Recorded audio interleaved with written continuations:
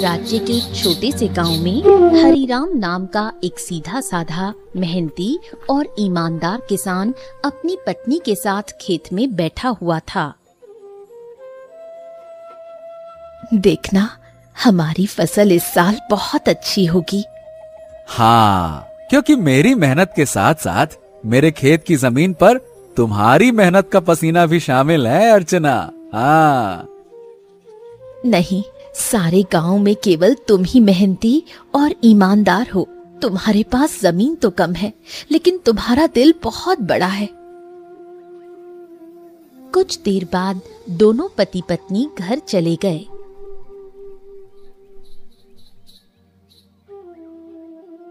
मैं तुम्हें एक बात बताना तो भूल ही गई, घर में लकड़ियां खत्म हो गई हैं। अरे चिंता मत करो, मैं कल सुबह सबसे पहले जंगल में लकड़ियां काटने के लिए ही चला जाऊंगा। ठीक है ना, ले आऊंगा। चलो अब।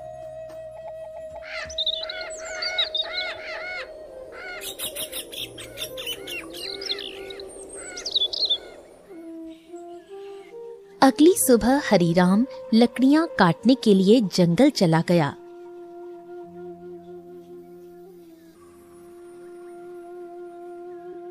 हरिराम एक पेड़ पर कुल्हाड़ी चलाने ही वाला था कि तभी उसने देखा झाड़ियों में एक घायल बंदर करहा रहा था।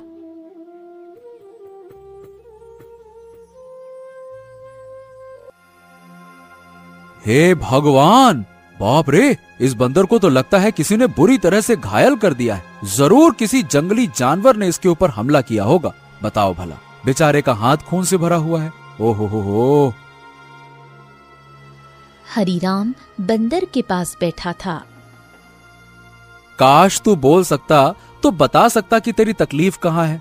फिलहाल तो तेरे हाथ में खून दिख रहा है, लेकिन जिस तरह से तू दर्द से तड़प रहा है ना, बाप रे, तकलीफ तो कहीं और ही है। उसी समय वहां एक साधु आ पहुंचा। कौन हो तुम और बंदर से क्या बातें कर रहे हो? प्रणाम साधु महाराज, मैं तो बस लकड़ियां काटने के लिए जंगल में आया था। इस घायल बंदर को देखा तो इसके ऊपर तरस आ गया। लगता है किसी जंगली जानवर ने हमला किया है इसके ऊपर। देखिए ना, इसके हाथ से खून बह रहा है, लेकिन जिस तरह ये दर्द से तड़प रहा है, मुझे तो लगता है कि इसे कहीं और ही तकलीफ है। बहुत कम इंसान होते हैं जिनके मन में जानवरों के प्रति इंसानियत होती है। रुको रुको रुको। ओम। इतना बोलकर साधु मंत्र पढ़ने लगा। अचानक रंग बिरंगी किरणों से बंदर का जख्म सही हो गया। हाँ, अब ये बंदर तुम्हें बता सकता है कि इसकी तकलीफ कहाँ है। इतना बोलकर साधु वहां से चला गया। बंदर उठकर खड़ा हो गया। मेरे कंधे में बहुत दर्द हो रहा था। हाँ, अब अच्छा लग रहा है। एक शेर ने मुझ पर हमला किया। मैं बचने के लिए दूसरे पेड़ में कूदा। शेर का पंजा मेरे हाथ में लगा और मेरा हाथ घायल हो गया। मैं पेड़ ही नहीं पकड़ पाया और मैं जैसे ही नीचे गिरा, बाप रे बाप, मेरे कंधे में बहुत चोट लग गई थी।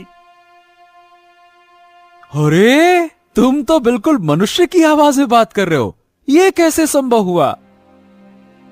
जब साधु ने मंत्र पढ़ा ना, तब मुझे ऐसा लगा कि मेरे अंदर बात करने की शक्ति आ गई है। मैंने बोला और मेरी आवाज तुम तक पहुंच गई।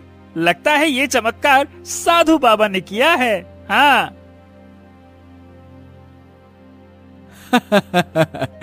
अच्छा ये बताओ, तुम मेरे घर पे चलोगे? ओहो, अब तुमने मेरी जान बचाई है तो अब तो मैं तुम्हारे साथ ही चिपक गया हूँ। मतलब मैं तुम्हारे साथ ही रहूंगा। और क्योंकि मैं इंसानों की तरह बात करने लगा हूँ, तो मैं बंदरों से अब तो अलग हो गया हूँ ना। क्या करूंगा उन बंदरों के साथ रहकर? अब तुमसे बातें करूंगा जी भर के। चलो, तुम मेरा कोई अलग नाम भी रख सकते हो। बताओ बताओ, मेरा क्या नाम रखोगे?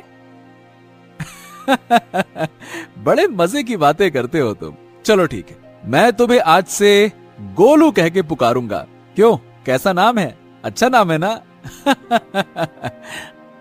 हाँ, अच्छा नाम है। चलो चलो चलो चलो, घर चलते हैं।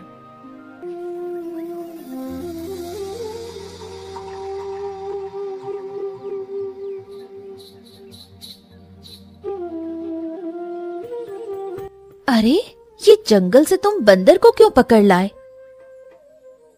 हरिराम पूरी घटना अर्चना को बताने लगा। क्या क्या वास्तव में बंदर बात कर सकता है? अरे तुम स्वयं पूछ लो। क्या नाम है तुम्हारा? मेरा नाम गोलू है। हरिराम ने मेरी जान बचाई है और अब मैं उसका साथी हूँ। साथी क्या, अब तो मैं तुम्हारे परिवार का हिस्सा हूँ। हाँ। अर्चना आश्चर्य में पड़ गई। समय बीतने लगा। गोलू की मौजूदगी घर में नई जान ले आई थी। धीरे धीरे गोलू अर्चना के काम में हाथ बटाने लगा। गोलू अब हरिराम का सच्चा साथी बन चुका था। एक दिन गोलू हरिराम से बोला, हरिराम, अब मैं भी तुम्हारे साथ खेत में चलूंगा। क्या करूंगा घर में बैठे बैठे, मुझे भी चलना है। अरे गोलू, खेत का काम आसान नहीं होता, बहुत मेहनत लगती है। क्या करोगे तुम वहाँ पे? अरे क्या करूंगा क्या, मैं भी तुम्हारे साथ मेहनत करूंगा। और क्या क्या मुझे कम मेहनती समझा है क्या? बस डर ये है कि गांव वालों ने तुम्हें बोलते हुए देख लिया ना, तो वो न जाने क्या समझेंगे। अरे पर जब मैंने तुमसे पहली बार बात की थी तो क्या तुम डरे थे क्या, बताओ? देखो गोलू, मैं दुनिया को जानता हूँ। हर कोई मेरे जैसा नहीं होता है जो तुम्हें समझ सके। ओहो, मुझे दुनिया से क्या है लेना देना, मुझे तो तुम्हारे संग है रहना। मेरा मतलब ये है कि मुझे बस तुमसे मतलब है, क्योंकि मैं तुम्हारा साथी हूँ। हाँ। हरिराम मुस्कुराया और अगले दिन गोलू को साथ लेकर खेत चला गया। कुछ ही दिनों में गोलू ने खेती की हर बात सीख ली। अब वो हरिराम का सच्चा मददगार बन गया था।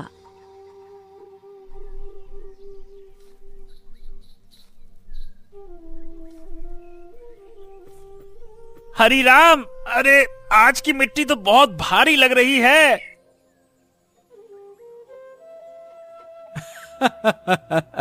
गोलू, अब तो तू पक्का किसान बन गया है। मिट्टी का भी फर्क समझने लगा है। हाँ। गोलू की बात अब गांव में फैलने लगी थी और ये बात आखिरकार पहुंची जमींदार चौधरी के कानों तक। क्या हरिराम के घर एक बंदर है जो इंसानों की तरह बोलता है? हाँ जमींदार साहब, मैं खुद देख चुका हूँ। अरे मैंने तो उसे बोलते हुए सुना भी है। पहली बार तो मैं डर गया था। अरे भैया, तो फिर उस बंदर को लेकर तमाशा करना चाहिए, उससे तो बड़ी अच्छी कमाई होगी। ये बात आपने बिल्कुल पते की कही जमींदार साहब। जमींदार की हंसी कुछ देर चली, फिर वो गंभीर हो गया। हाँ, इस हरिराम की जमीन पर मेरी नजर बहुत समय से है। बाकी सब तो मेरे कर्जदार बन चुके हैं, पर ये ससुरा हरिराम, ये कभी झुका ही नहीं। उसकी जमीन बहुत उपजाऊ है जमींदार, बंजर में भी फसल उग जाती है। अरे इसमें मिट्टी का कोई खेल नहीं है भीमा। उसकी किस्मत और सितारे बुलंद है, पर जिस दिन वो सितारे गिरेंगे ना, उसी दिन ये खेत मेरा होगा और हरिराम मेरे कदमों में होगा, देख लेना तुम।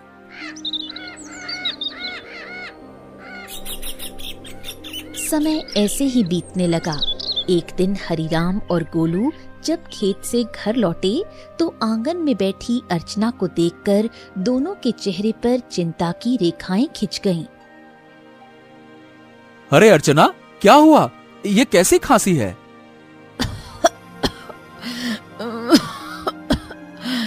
कुछ दिनों से खांसी हो रही है, अब तो दिन ब दिन और भी बढ़ती जा रही है। हरिराम, इसे नजरअंदाज मत करो, किसी अच्छे वैद्य को तुरंत बुलाना चाहिए।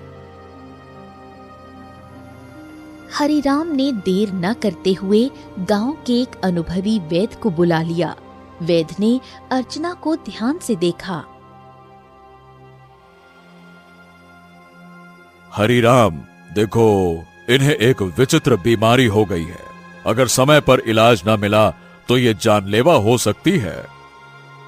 हाँ, नहीं नहीं नहीं नहीं वैद्य जी, आप तो इलाज शुरू कीजिए, मैं कोई कसर नहीं छोड़ूंगा।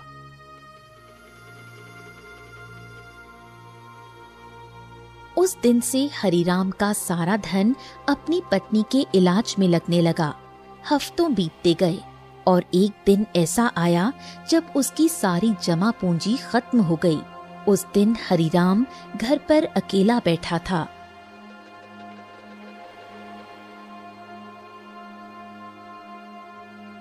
ऐसे उदास मत बैठिए, मैं अपने आप ठीक हो जाऊंगी। ऐसा ऐसा मत कहो अर्चना, मैं तुम्हें इस हालत में नहीं देख सकता।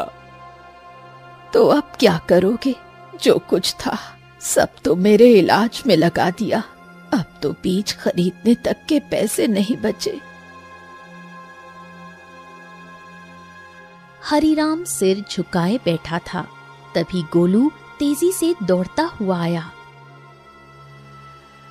हरिराम, हिम्मत मत हारो। तुम्हारे 2 भाई इस गांव में रहते हैं और तुमसे ज्यादा धनी भी हैं। उनसे मदद क्यों नहीं मांगते हो, हैं? हरिराम को ये बात ठीक लगी। उसी शाम वो गोलू को साथ लेकर अपने बड़े भाई केशव के घर गया।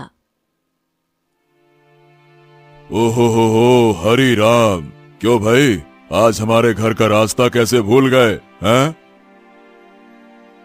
भैया, अर्चना की बीमारी के बारे में तो अब गांव में सब जानते हैं। मैंने जो कुछ कमाया सब इलाज में लग गया। अब कुछ धन की जरूरत है भैया। तुम तो जानते हो मेरी फसल इस बार खराब हुई है। अब खुद मुझे उधारी लेना पड़ रहा है, तो मैं तुम्हें कहां से दूं? हरिराम कुछ नहीं बोला, सिर झुकाकर बाहर निकल आया। अरे वो झूठ बोल रहा था हरिराम, मैंने उसके चेहरे को देखा है, वो देना ही नहीं चाहता था। हाँ जानता हूँ रे गोलू, पर चलो एक और भाई है, उनसे मिलते हैं, चलो।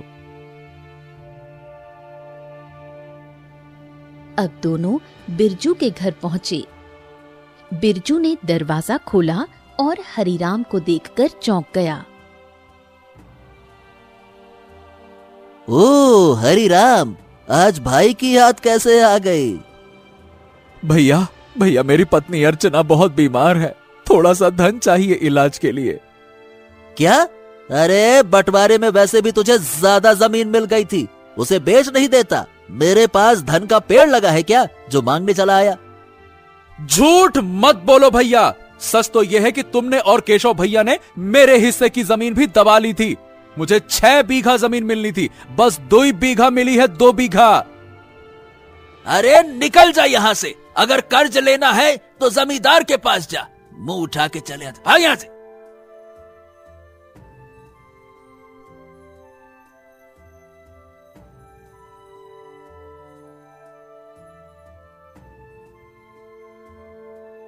कैसे भाई हैं तुम्हारे हरिराम, एक भी मदद को तैयार ही नहीं है। हाँ, इस दुनिया में इंसान ऐसे ही होते हैं, मतलबी, अपना पराया कुछ नहीं देखते।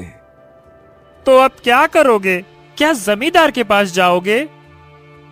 हाँ, मजबूरी है गोलू, मैं नहीं जाना चाहता था, इसीलिए तुम्हारे कहने पे भाइयों के पास गया। अब तुम ही बताओ, मेरे पास और क्या रास्ता बचा है, बताओ।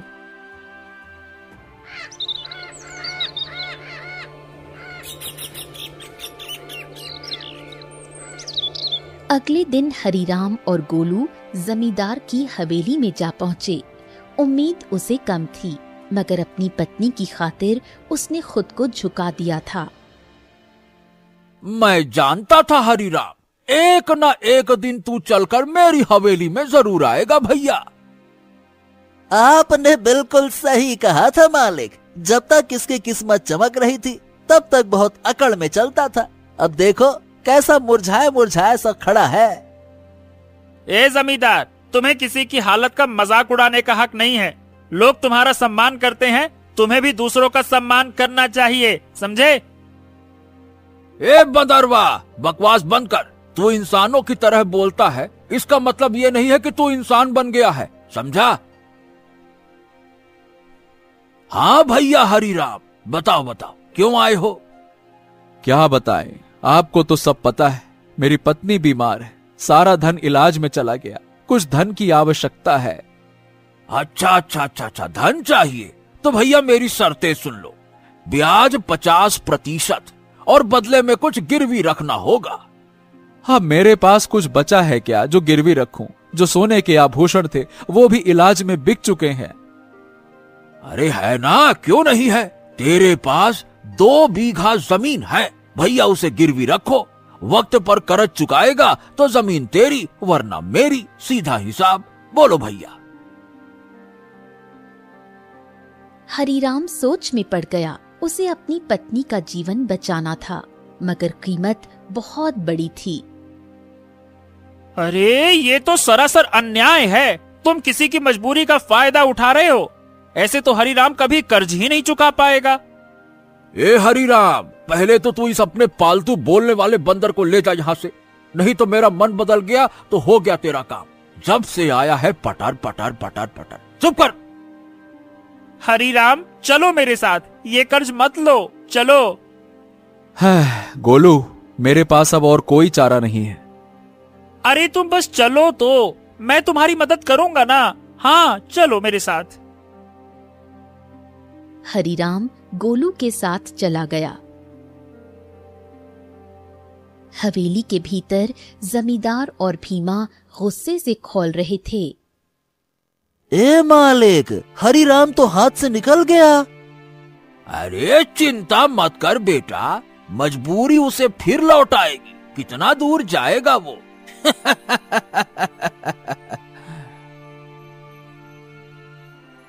हरिराम गोलू के साथ घर पर आ पहुंचा और गोलू तुरंत वहां से चला गया। शाम तक गोलू लौटकर नहीं आया। हरिराम और अर्चना की चिंता बढ़ने लगी। गोलू अब तक क्यों नहीं आया? कहीं जमींदार ने उसे कुछ कर तो नहीं दिया? अरे पता नहीं कहां गया।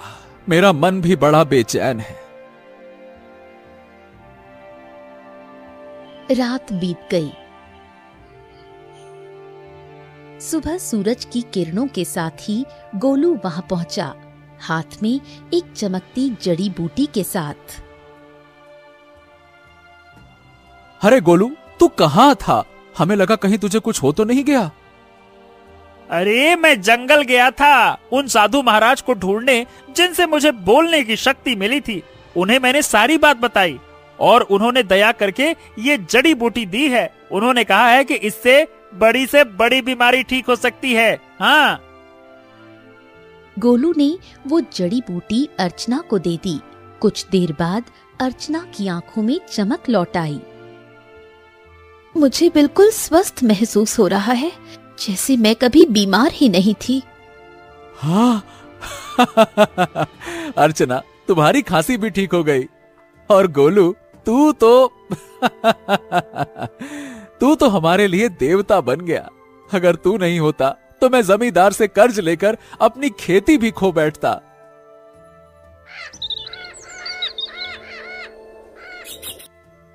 हाँ, अब मेरी पत्नी तो ठीक है, लेकिन खेत में बीज डालने के पैसे तक नहीं बचे। मैं जानता था कि अर्चना के ठीक होने के बाद तुम्हें बीज की जरूरत पड़ेगी, इसीलिए मैं साधु महाराज से बीज भी लेकर आया हूँ। हाँ, ये देखो।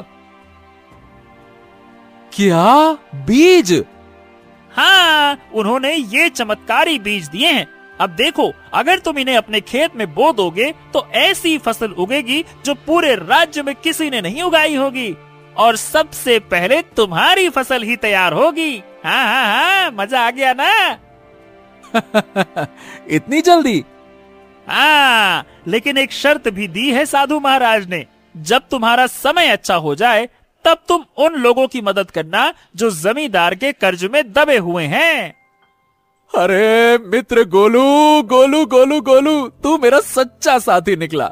हम दोनों मिलकर अच्छे से खेत में फसल बोएंगे। चल मेरे भाई।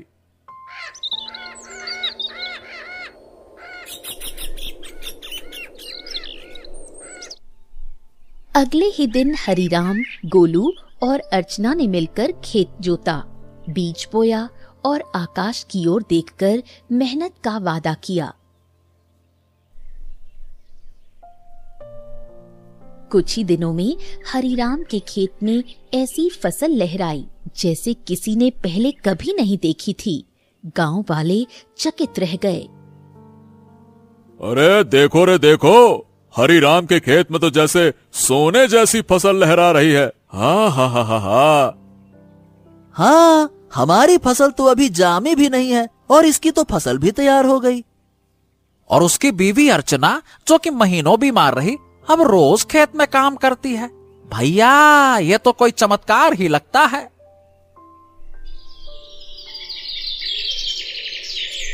कुछ दिनों बाद हरिराम की किस्मत बदल गई।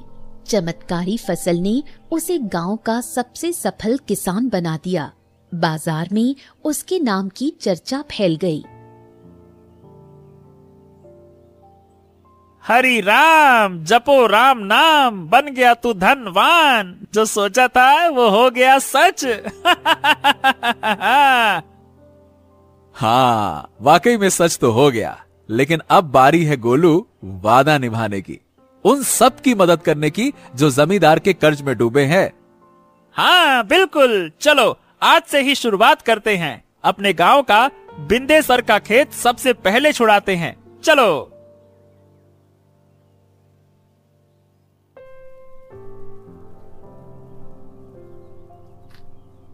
हरिराम और गोलू ने अपना मुनाफा इकट्ठा किया और एक एक कर गांव वालों का कर्ज चुकाने लगे। बिंदेसर, भोलू, रज्जो सभी ने अपनी जमीन वापस पा ली। हरिराम भैया, आज आपने हमें नया जीवन दे दिया। सही बताओ, बिल्कुल, बहुत बहुत धन्यवाद। गांव में खुशी लौटने लगी, लेकिन जमींदार के चेहरे पर उदासी छा गई। ये सब देखकर जमींदार गुस्से से अपने साथी भीमा से बोला, हाँ, ए भीमा, तू देख रहा है ना कि क्या हो रहा है? हाँ मालिक, हरिराम ने सबके कर्जे चुकाने शुरू कर दिए हैं। अगर यही चलता रहा तो एक दिन तो मेरी जमींदारी ही खत्म हो जाएगी और मेरा दबदबा भी खत्म हो जाएगा। आप तो आदेश दीजिए मालिक की करना क्या है। अब बहुत हो गया भीमा। अगर ये हरिराम ऐसे ही सबकी जमीन छुड़वाता रहा तो मेरा क्या बचेगा? मेरा दबदबा, मेरी हवेली है। अरे मालिक, आप तो बस आदेश कीजिए, कल ही उसका काम तमाम कर दूंगा। सब खेत में काम करते हैं, वही खत्म कर दूंगा। कहिए। खून जमीन पर गिरे ऐसा मारना साले को, ताकि सबके दिल में डर उतर जाए। जा, हरिराम को मिटा दे, जा।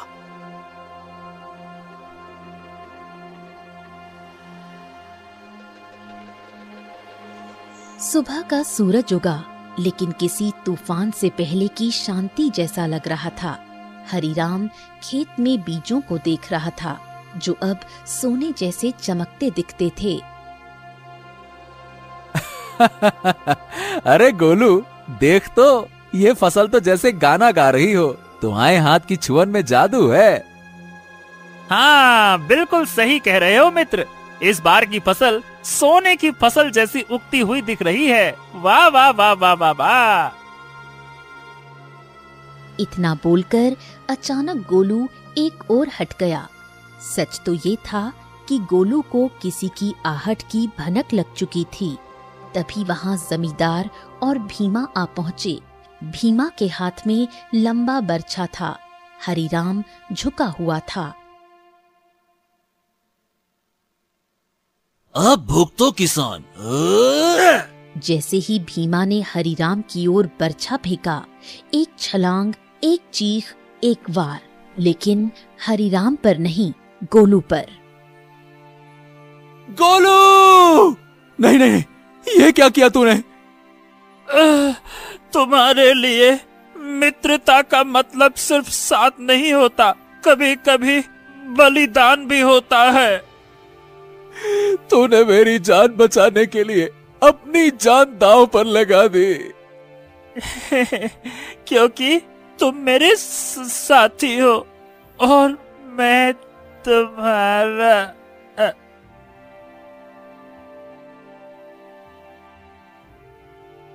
जमींदार और भीमा अविश्वास भरी नजरों से घायल गोलू को देखने लगे। भीमा जमींदार की ओर देखकर बोला, अरे ये क्या जमींदार, इस मूर्ख बंदर ने तो हरिराम के ऊपर लगने वाला वार अपने ऊपर ले लिया। हाँ तुमने सही कहा, लेकिन मैं फिर भी हरिराम को जीवित नहीं छोड़ूंगा। इतना बोलकर जमींदार गोलू की ओर देखकर क्रोधित अवस्था में बोला, अरे तू मूर्ख का मूर्ख बंदर ही रहा। अरे तू इंसानों की तरह बोल सकता था और इंसानों की तरह रहने लगा था, लेकिन तू इंसानों की तरह चतुराई नहीं सीख सका। तुझे क्या जरूरत थी अपने ऊपर वार लेने की? क्या आवश्यकता थी बलिदान देने की? मूर्ख बंदर कहीं का, तूने मेरे सारे किए कराए पर पानी फेर दिया। लेकिन तुझे क्या लगता है कि मैं हरिराम को जीवित छोड़ दूंगा? नहीं, मैं हरिराम को जीवित बिल्कुल नहीं छोड़ूंगा, क्योंकि उसकी वजह से ही मेरा गांव में दबदबा समाप्त हुआ है। तेरा ये बलिदान बेकार जाएगा रे मूर्ख बंदर, रुक जा। गोलू के होठों पर एक हल्की मुस्कान अब भी जिंदा थी।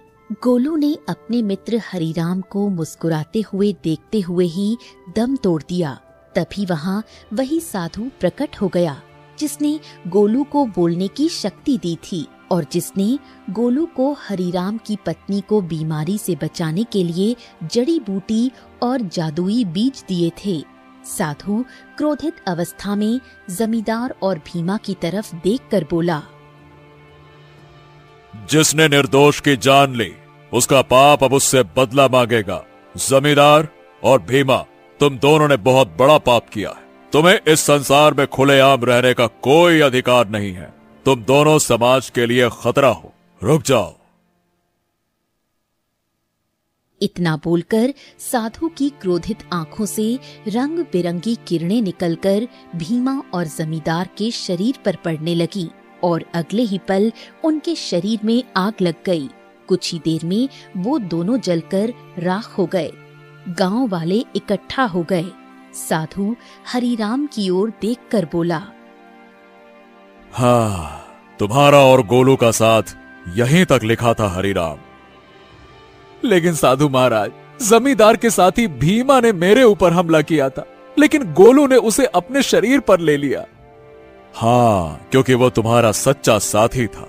जाते जाते गोलू ने अपनी मित्रता का कर्ज चुका दिया। अपने साथी को कभी नहीं भूलना हरिराम। इतना कहकर साधु रंग बिरंगी किरणों में वहां से गायब हो गया। गांव वाले नम आंखों से गोलू के बलिदान की सराहना करने लगे। अरे ये कोई साधारण बंदर नहीं था भैया, देवता था, देवता, हरिराम का सच्चा साथी। हाँ भैया, इसने अपनी जान दे दी और हम सबको बचा लिया। बहुत अच्छा बंदर था। कुछ दिनों बाद हरिराम ने नम आंखों से गोलू की याद में उसी खेत में एक पौधा लगाया जो आगे जाकर बना साथी वृक्ष। गोलू, तेरे बिना सब अधूरा लगेगा, लेकिन तू मिटा नहीं। तू हर उस फसल में है जो इस धरती से उगेगी। कभी कभी सच्चा साथी इंसान नहीं होता, वो एक जानवर हो सकता है जो बिना शर्त प्रेम करे, रक्षा करे और अगर जरूरत पड़े तो जीवन भी दे दे।